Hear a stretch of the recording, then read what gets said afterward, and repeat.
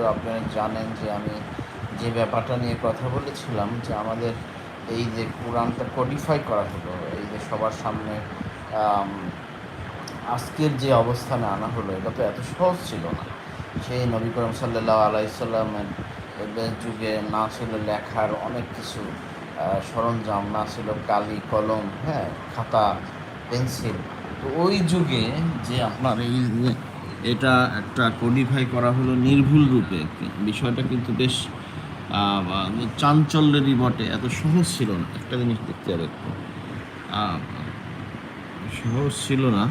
তো ওইখানে যে ব্যাপারটা দাঁড়াইলো, তখন নবী করিম সাল্লাল্লাহু আলাইহি সাল্লাম, আপনারা জানেন যে অনেকে বলেন যে উনি ওনার তো, হ্যাঁ, ওই সময় তো বিদ্যালয়ে শিক্ষার কোনো ব্যবস্থা ছিল না। উনি নিজে যখনই তার উপরে কোনো কোরআনের আয়াত নাজিল হতো, দেখা